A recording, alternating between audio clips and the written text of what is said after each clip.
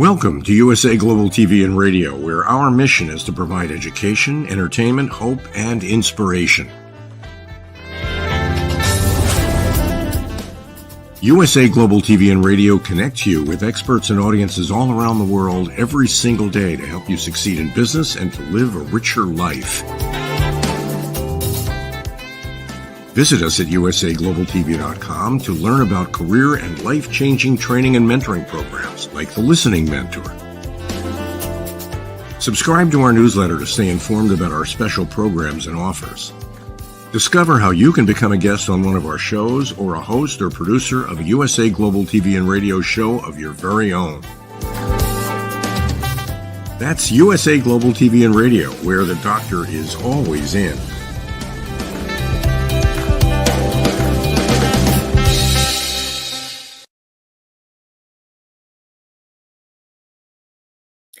Hello, welcome to USA Global TV and Radio. Good morning, good afternoon, good evening to all of our viewers that are tuning in right now from all over the world, wherever you are. Today, right now in the UK, it is almost evening. It's 5 o'clock Eastern time. It is midday, so it's halfway through the day. It is my pleasure to host and bring to you today's show, which is Talking Heads, and I'm an expert presenter in today's topic, which is preparing for retirement emotionally.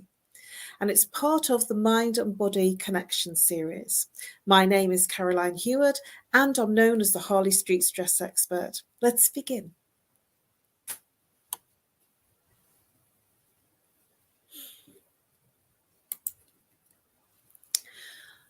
Here's a quote from Fred Rogers. Often when you think you're at the end of something, you're at the beginning of something else. Fred Rogers. And I felt that this was a good place to start. It's at the end of your working life and at the beginning of a new type of life that's different from your old life, that's different from everything that you've ever done or been or thought about. What we do is we tend to physically, logically, mentally prepare for retiring and leaving work in terms of the finances and in terms of the logical, practical things. But today we're going to look at the emotions, and that's going to touch on our mental approach towards retirement. So what is retirement? For much of our time, almost sort of in the UK now, I think it's 68 that you can retire at is the legal time to retire. It was 65 quite some time ago. So from the time that you leave work, leave school and you go to work, that's many, many years, decades.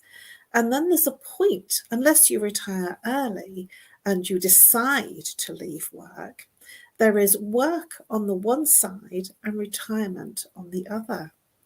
And because we are so fixed in terms of our academic ability, our study, our qualifications, and our work livelihood, what happens is we tend to be in the space of an identity of being in a work situation. And when we're in a work situation, when people ask you, what do you do? We tend to, not everyone, but we tend to consider who we are in that identity at work. I'm a hairdresser. I'm a stress therapist. I'm a banker. I'm a stockbroker. I'm a solicitor. I'm a lawyer. And so when somebody says, what do you do? It tends to be how we associate with how we fill our time, which is our work time. And so when we get to the point of retirement and somebody says, what do you do? What happens is the person says, oh, nothing, I'm just retired. And that very apathetic response, because what happens is a lot of people lose their identity. They lose what they feel is important to them, what they've been attached to for all of their lives. Because when you go to school, when you start off in school, it's to begin the process of learning to form a career and a livelihood of you earning money to have and buy the things that you want to have in your life. A home, a car, and all the paraphernalia around what makes you happy, the social, the gatherings, the meals, the parties, the clothes, the shoes, and whatever it is that you fill your time with and you spend your money on. But when you use the word retirement, all of that disappears. All of that conversation is no longer there. And what happens is that all the work paraphernalia and the work ethic and culture and lifestyle and conversation disappears. And you move into something else, something you don't know about. And it's huge. And there's a lot of conversation and productivity around planning for your retirement, financial wise, through schemes at work, through savings. One of the things that I actually said was, I want to become mortgage free when I'm 60, before I'm 60, and I have done that now. And that was a really big thing for me, to make sure that I was more financially flexible and I wasn't having to pay a mortgage. So it gave me more freedom financially. And that's what's happened. But I'm nowhere near retiring or thinking about retirement. And that's probably because I'm a little bit different. But there are many people like myself that probably don't consider retirement. They consider something else, like doing the things that they love and sharing the things that they do. And that's where I've become. And I guess on some level, I retired from corporate a couple of decades ago, just shy of a few more, 2 decades and a little bit ago. But I'm working more now than I ever did back then. And I don't wake up to the alarm clock in a different way. I'm waking up in a different way because my day isn't the 9 till 5 or the 9 till 7 or even the 9 till 9, which it was at some point. It is now a different day, and it is a day that people reach out to me when they're not working and they're free. Many people have that formal work situation, and then they leave their formal work. And many people, when they leave their formal work surroundings and the paycheck and the salary, they move into a ground and a place that's so unfamiliar that they don't know what to do with it. And this is the challenge, because for all of their life, pretty much, they have been focused on retirement at the end. And so their focus has been work. So when you're born, you're not thinking about retirement, you're living and experiencing. And when you're working, it's so full on and you're so engaged in what you're doing that the retirement phase almost is so out there that there's no consideration for it, only from the finances and making sure that there's enough money for you to retire on. But let's look more about this identity when you are in this state of work. What we do is we tend to associate everything that we're doing with who we are. And that's where the trigger of what will happen in retirement falls upon the person that's struggling. Because when the person that has identified themselves with their work, their situation, their friends, their colleagues, and it's all been work focused, it is very difficult then to leave all of that behind and retire. And let's look a little bit more closely at some of the things that happen. So are you emotionally ready to retire? Because practically and physically, you've probably sorted out the mortgage, the house that you're living in, the home that you're living in, the relationship, and you might have even sorted out the finances and the friendships. And you might have said to people that you're working with, I want to stay in touch. I'll have more time to stay in touch. But what happens emotionally to the person is that you're staring into the abyss. Let me say that again. You're staring into the abyss. What happens is you're looking outward into a nothingness. And there is very much a theory and a evolution of people that are very comfortable and work flat out all of their working life, and they do really, really well, and they decide that they've worked hard enough and long enough to retire, that they deserve to retire. And when they retire, there is no alarm clock, there is no feeling of belongingness, there is no need to get up and to do things. And many people that go into retirement that are not prepared emotionally, and this is the space that I'm in today, it's about the emotions and it's about our mental state of being, because we do work very hard at making sure the finances are right and that we have got that bit worked out, because that's something that is a focus. There's a lot of attention in our working life to focus on being practically ready for retirement. But emotionally and mentally, nobody prepares you for it.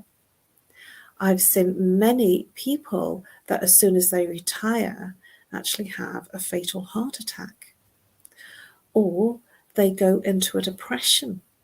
And the reason that happens is because they feel they've lost their meaning for life and their meaningfulness in terms of who they were.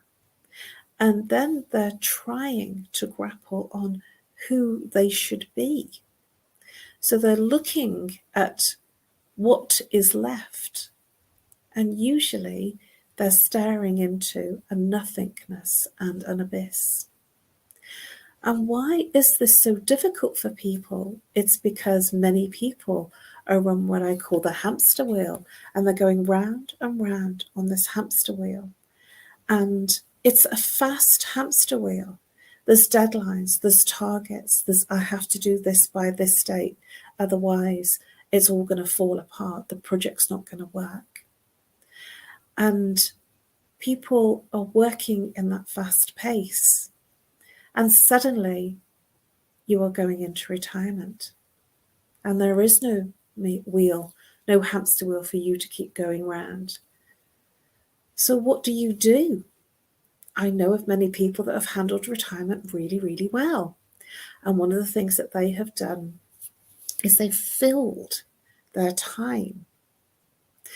When I speak to people that are retired, certainly in their 70s and 80s, I find it very interesting because they still diarise things. And it tends to be a diary of hospital appointments or appointments with the hairdresser or appointments with somebody that they haven't seen for a time, or with the bank.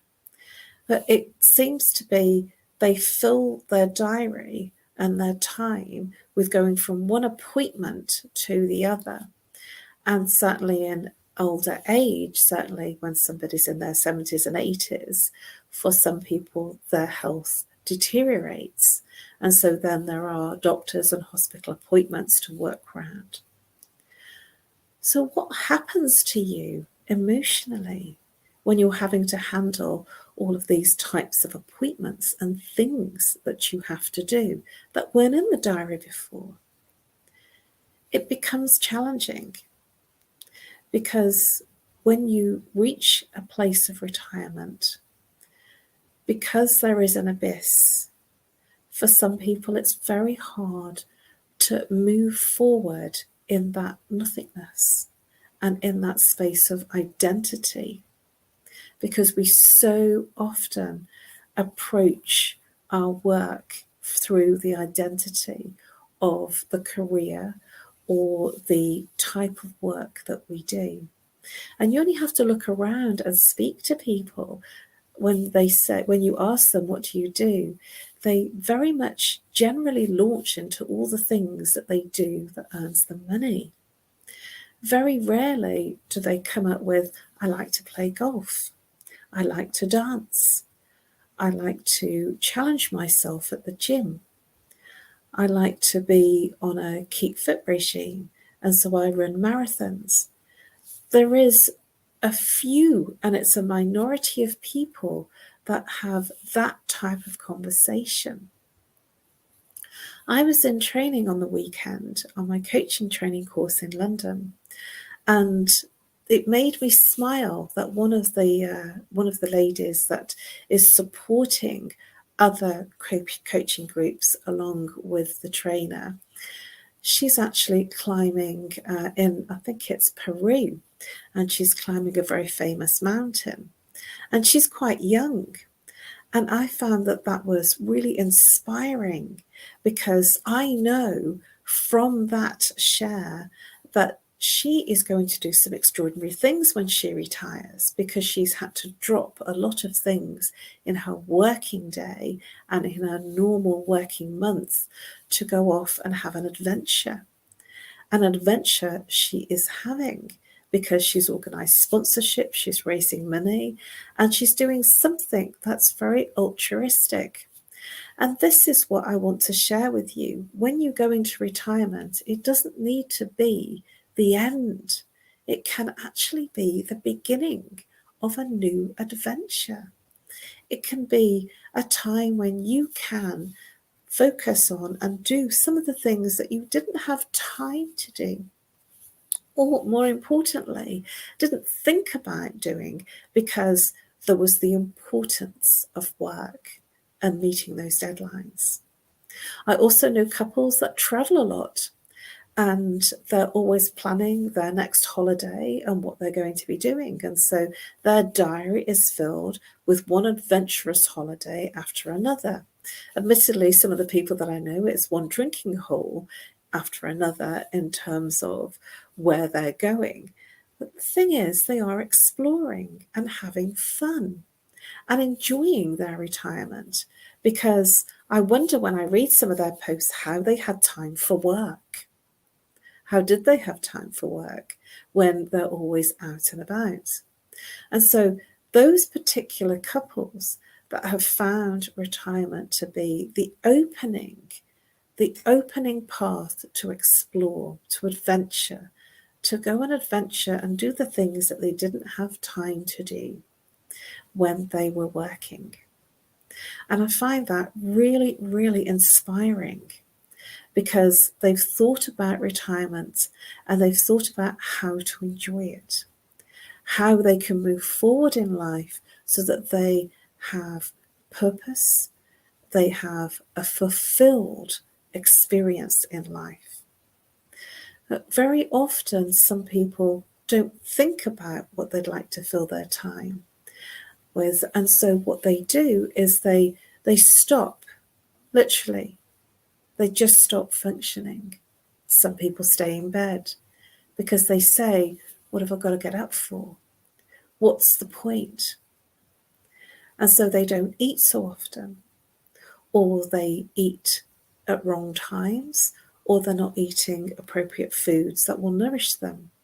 Because when the social side goes from the working life situation, when your working life has completed and the social scene has gone, then for some people there is an abyss of a lack of social, because their social was focused on all of the things surrounding their work life. So there were functions, work functions, lunches, dinners, Christmas parties, activities surrounding work. And when that happens, when work has stopped and they are no longer employed, then that social life and that outlet has gone. And so my invitation to you is to look at not only the physical financial side of things and the practical side of retirement, is to look at what would you like to do with all of that time? Because when you get to it and you haven't thought about it, it can be overwhelmingly challenging. It can be a ride of discomfort, and it can lead you into a state of anxiety because for many people, they associate their identity, who they are and how they show up in the world, with what they do. And suddenly they feel useless and they feel unimportant. I have seen on some Facebook walls, in terms of the status, they say at retirement. And it is the way that person is feeling and mentally thinking about how they are experiencing retirement.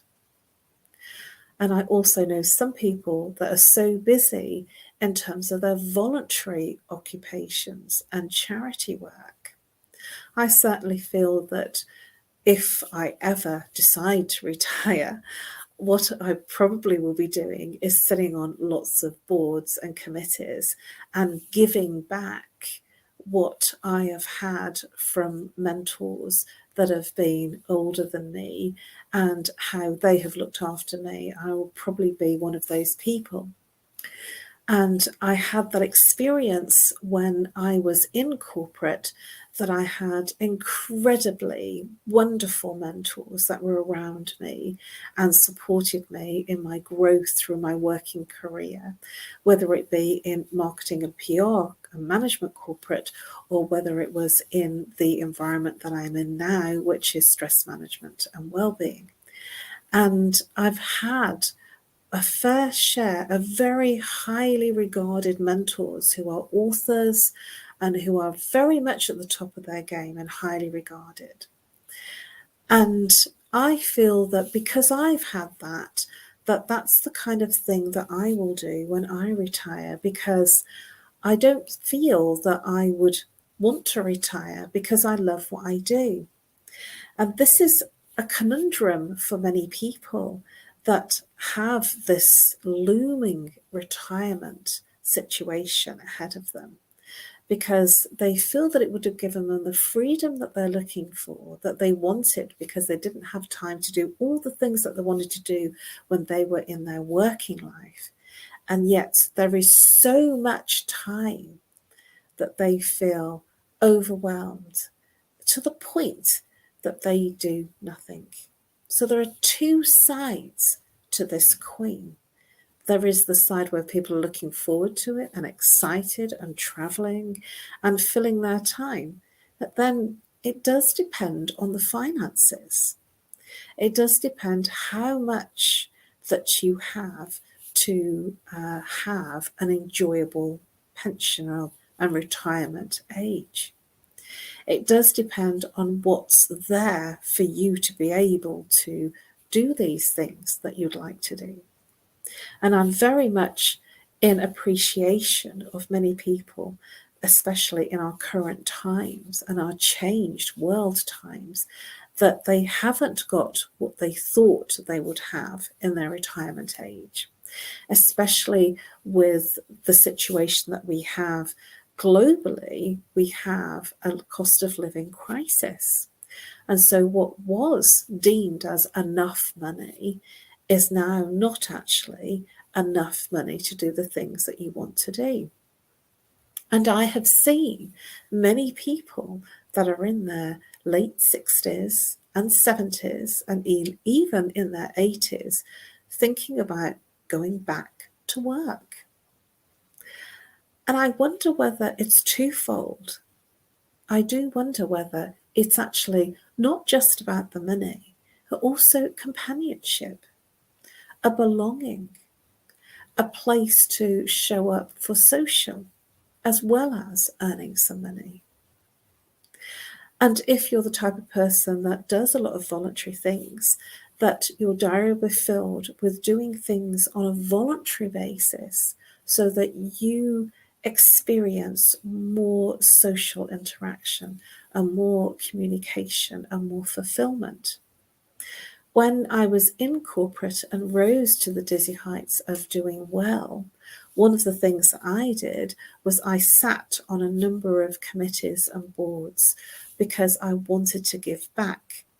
And I guess that I'd reached a point in my corporate life that I had exceeded and excelled to the point that I could give back to the people that were coming into the profession, that were young and looking up at people that had done well. And that was something that was an incredible gift to me to do, to be in that role of giving back. And there are many people that never really retire, but they're actually in a place of giving of themselves freely and unconditionally, because it feels good. When they're giving of themselves and their expertise, it makes them feel fulfilled. And this is what we're talking about, fulfillment. And the work situation, even though your heart might not have been fulfilled, your mind and your body was fulfilled with what it needed to do. And when you move into a place of retirement, then the heart literally feels like it's having a grieving, because it is a loss. It is a grieving process of losing the work, the companionship, the colleagues, the friendship, and the way of living, the way of a culture and a lifestyle. And people that do retire talk about this, that they feel worthless. They feel like they don't know where to go anymore. They don't know what the meaning is of each day. And so Monday morning isn't such a dark experience anymore, and they don't look forward to Fridays because every day is a Friday, unless they fill their diary. I love this quote from Louis Armstrong. Louis Armstrong is a musician, a very famous musician, and he said, "Musicians don't retire, they stop when there's no more music in them." Musicians don't retire, they stop when there's no more music in them. Louis Armstrong. Let's contemplate that. I have a very dear friend that's a musician, and he was actually working in a role in a supermarket that was really dear to him. And when I met him, I met him at a fish counter at a supermarket, and we were having a conversation, and he was really knowledgeable about fish. And what was extraordinary about the conversations was that he was enjoying it. He was happy and he was very knowledgeable. And I enjoyed listening to him and learning about how to cook the different types of fish and what to put with what. Now, being a customer, that gave me an extraordinary experience. And as I got to know this particular person on the fish counter, he was telling me he had retired. He was a musician and he had retired, and he was doing something that he enjoyed doing. That fish was in his blood, and he grew up in fish markets, and it was just something that he enjoyed, and it was a give back for him. And I remember talking to him about the fact that he was doing something he loved, and his comment was, "What do I do now? I'm not going to sit at home and do nothing, so I want to do something." And in those conversations over a period of weeks and months, because I used to go shopping every week then, and I used to buy my fish from the fish counter, and the extraordinary thing happened. We had a conversation about what I do, and I said something that inspired this particular person. And it was, when he was playing music, I said, you will feel it in your stomach, and you will feel a sense of liberation and joy, and you will feel a level of experience that's beyond words. You will feel something that fills you with joy, with happiness, and then time stands still. There is no time when you're in a space of enjoyment. And this is something that really resonated with him. He says, gosh, how do you know that? I says, well, when you sing, you have to sing down into your belly. And this is where the second chakra is. The second chakra is the sacral energy. And this is all about movement towards the things that you desire. And so when a musician, an actor or an actress, they're in the thing that they desire and they love, and they're in a place of enjoying what they are doing in terms of their creativity, there is no time and they feel fulfilled. But this particular friend, he was thinking he was too old to be literally retired and being in the music business.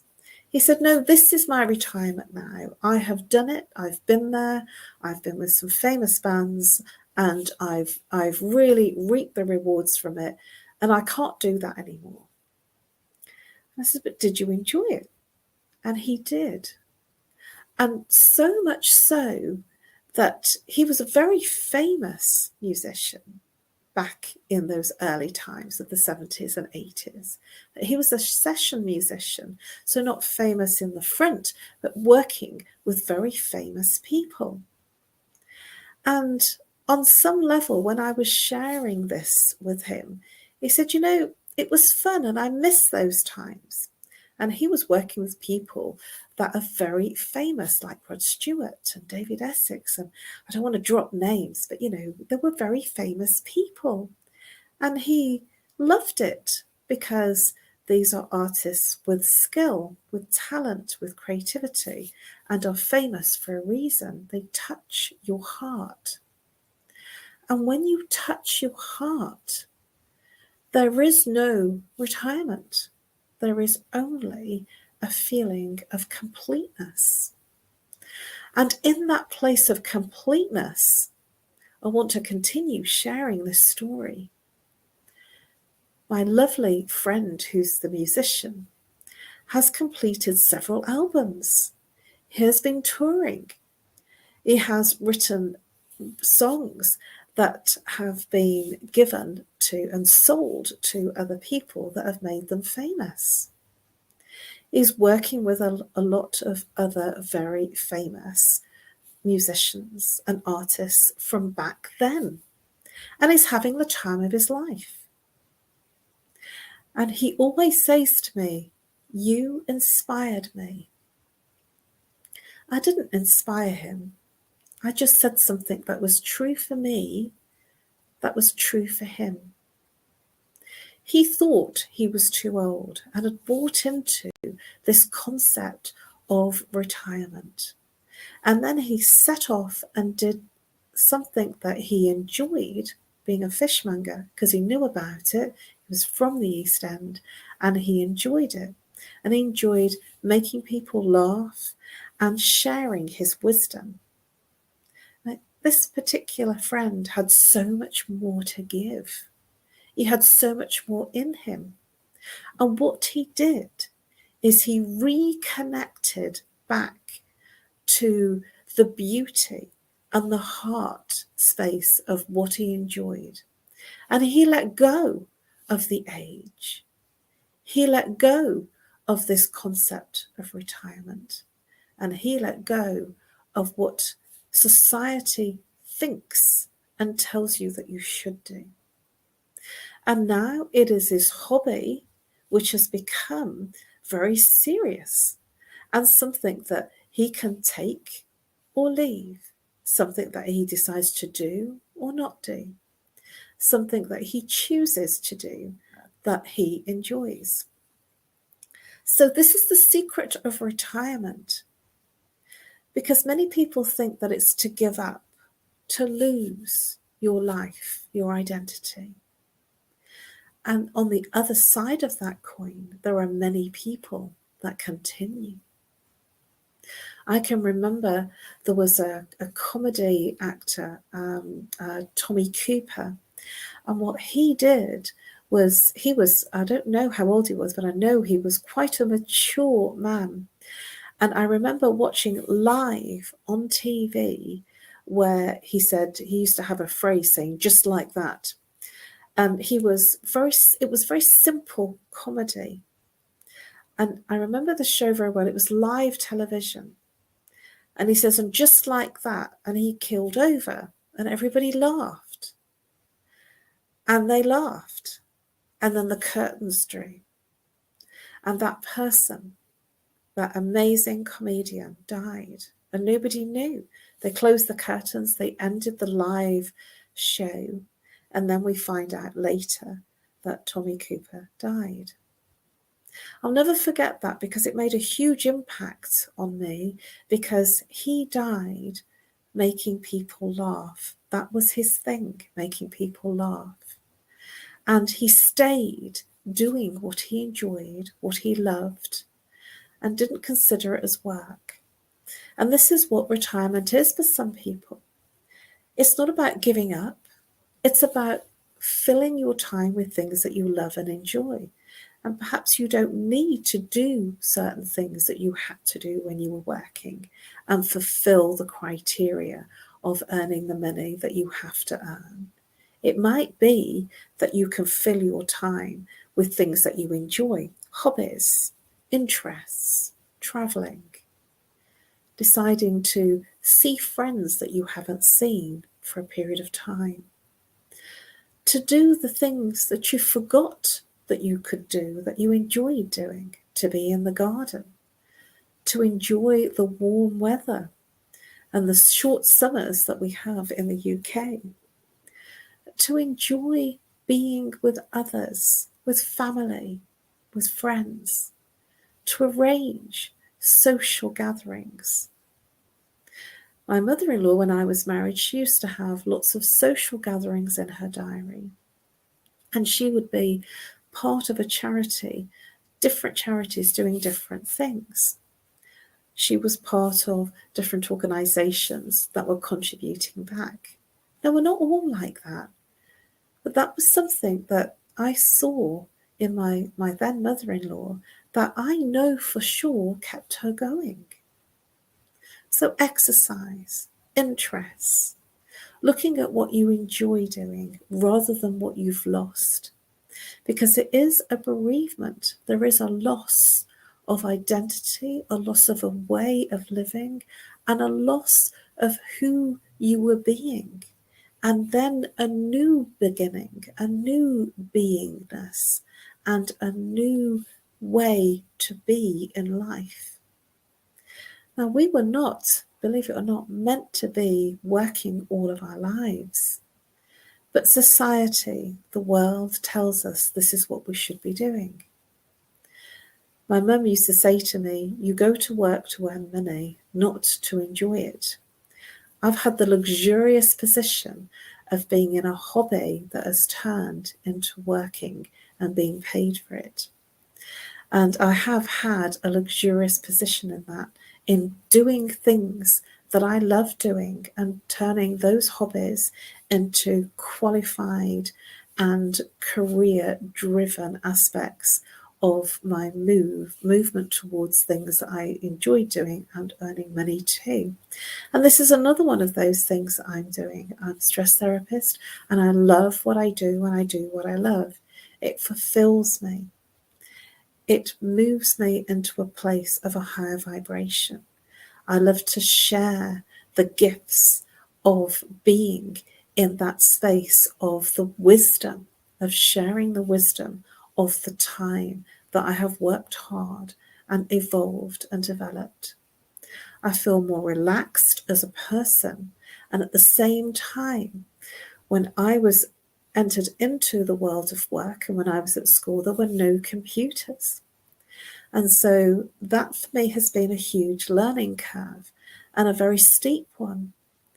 And I'm very happy to say that I have a new lease of life on USA Global TV with a mentor, a coach who has become an extraordinary and dear friend, Dr. Jacqueline, who owns USA Global TV and Radio.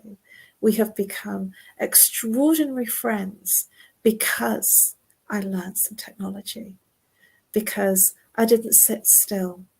I said, I have to help people. I have to reach more people, because my whole mission and purpose in life is to play my part to create world peace.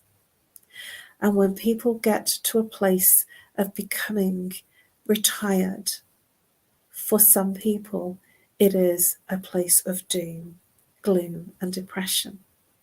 And it doesn't have to be, because it's our mental well-being and our emotional well-being that matters. And it's what you focus on and what you decide to fill your time with that creates more of who you're being and more of who you can be in your life. It has been my absolute pleasure to share this with you today. I have really enjoyed sharing the gift of being in a place of retirement, the gift of moving forward into a utopia, a place where you can give unconditionally of who you really are and your gift from your heart to others. Thank you for being here today, and thank you for being part of the show. Thank you for your attention. Please subscribe to USA Global TV and Radio. You can find all of our Talking Heads episodes on USA Global TV and Radio Talking Heads for last year's episodes under 2022, for this year's episodes under 2023.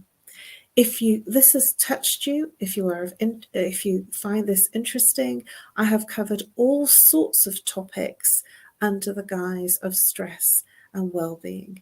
You can find all of my Talking Heads episodes and other shows under my name, Caroline Heward. Even if you just Google my name, you'll find tons of episodes. You can reach me on No More Stress at live.co.uk, or you can call me on +44 if you're international, 0 if you're local, 7523 120 189. And I offer a free 30-minute Zoom Stress Buster consultation. If Zoom isn't your thing, Skype, Messenger, audio, video, or call if you're camera shy. I look forward to helping you bust your stress in whatever place you are, because you are an important human being here and you have a wealth to give the world, whether you are at the place of retiring or not. And I am here to help you find your mission and your purpose to help you feel fulfilled in your retirement.